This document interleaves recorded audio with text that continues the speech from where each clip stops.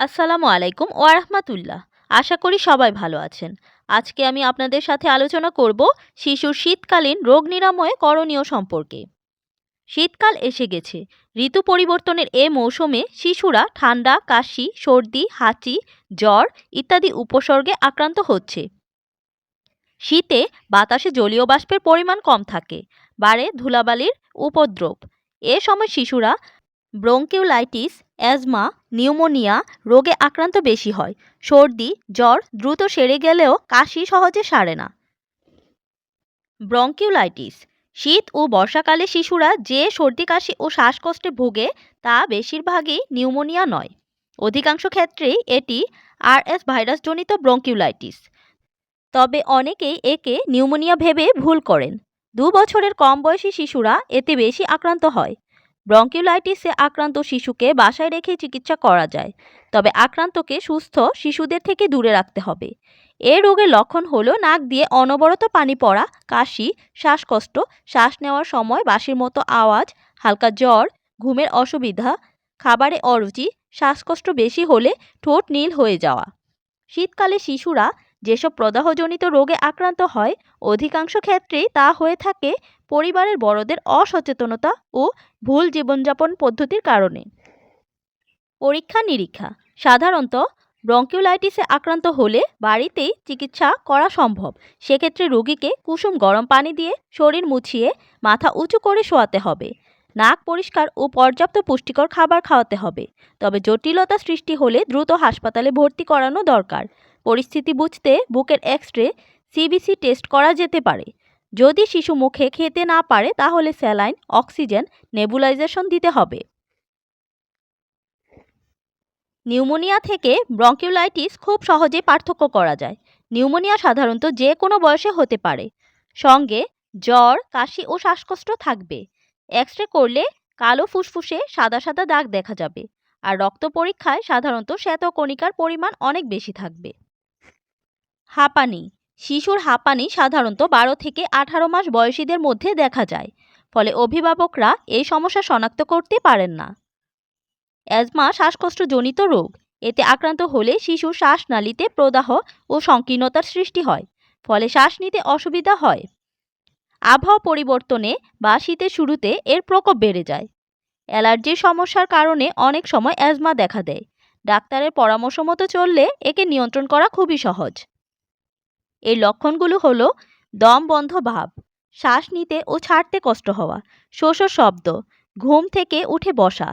এসব লক্ষণেই প্রাথমিক অবস্থায় শনাক্ত করতে পারবেন। এ সমস্যা থেকে শিশুকে বাঁচাতে ঠান্ডা লাগানো যাবে না। হাঁপানিতে আক্রান্ত শিশুদের সামনে ধূমপান করা নিষিদ্ধ। কোনো খাবারে অ্যালার্জি থাকলে সেগুলো শিশুকে খাওয়াবেন না। পরিষ্কার পরিচ্ছন্ন রাখতে হবে শিশুকে। এছাড়া ধুলাবালি থেকে শিশুকে সুরক্ষিত রাখুন। ডায়রিয়া শীতের শুরুতে ডায়রিয়াও দেখা যায় শিশুদের মধ্যে। বিশ্ব স্বাস্থ্য সংস্থার মতে সারা দিনে 3 বার বা তার বেশি পানির মতো পায়খানা হলে ডায়রিয়া বলা যেতে পারে। এটি ভাইরাস, ব্যাকটেরিয়া ও পরজীবী দ্বারা সংগঠিত হয়। ভালোভাবে হাত না ধুলে এর মাধ্যমে ডায়রিয়ার জীবাণু সবখানে ছড়াতে পারে, যা পরবর্তীতে কঠিন ব্যাধির কারণ হয়ে দাঁড়ায়। শীতে গরম পানিতে শিশুকে হাত ধোয়ানোর অভ্যাস করুন। শীতে শিশুদের বেশি বেশি হালকা গরম পানি পান করাতে চেষ্টা করবেন। এতে শিশুর পানি শূন্যতা পূরণ হবে আর গরম পানি তাকে ঠান্ডা লাগা থেকে দূরে রাখবে। চর্মরোগ শীতে সবার ত্বকে শুষ্ক ও রুক্ষ হয়ে যায়। এ কারণে চর্মরোগের ঝুঁকি বাড়ে। শীতে ত্বকের পর্যাপ্ত ময়েশ্চারাইজার দরকার।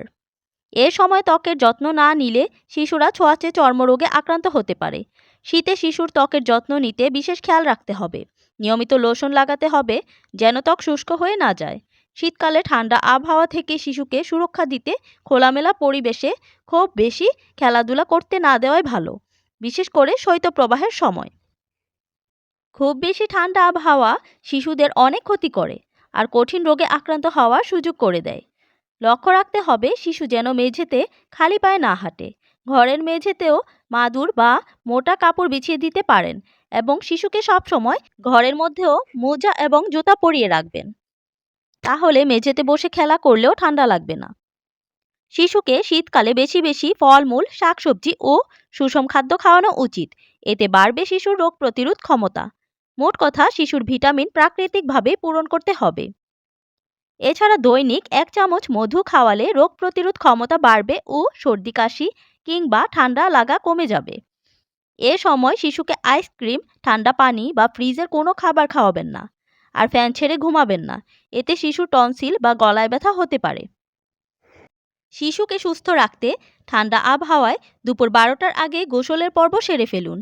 গোসলের পর শিশুর মাথা ও শরীর ভালো করে মুছে তারপর জামাকাপড় পরাতে হবে। ত্বক ভালো রাখতে অবশ্যই বেবি লোশন বা অলিভ অয়েল ব্যবহার করবেন। পরিষ্কার পরিচ্ছন্ন রাখার জন্য শিশুর শরীর হালকা গরম পানি দিয়ে ধোয়ালে পানি ধোয়ানোর সময় অবশ্যই স্বাভাবিক তাপমাত্রার পানি ব্যবহার করবেন। বেবি শ্যাম্পু ব্যবহার করতে হবে সপ্তাহে 1 থেকে 2 দিন। শীতে শিশুকে আরামদায়ক ও কিছু বাড়তি গরম কাপড় পরাবেন। তার মাথা, ঘাড়, হাত ও পা ভালোভাবে গরম কাপড়ে ঢেকে রাখার ব্যবস্থা করবেন। সাধারণত প্রাপ্তবয়স্কদের চেয়ে শিশুদের 1 লেয়ার বেশি কাপড় নিশ্চিত করতে হবে। তবে অতিরিক্ত গরম কাপড় পরাবেন না, এতে শিশু ঘেমে আরও অসুস্থ হয়ে পড়তে পারে। আজকের ভিডিওটি এই পর্যন্তই। ভিডিওটি ভালো লাগলে লাইক, কমেন্টস অ্যান্ড শেয়ার করে পাশে থাকবেন। ভালো থাকবেন সবাই। আসসালামু আলাইকুম ওয়া রাহমাতুল্লাহ।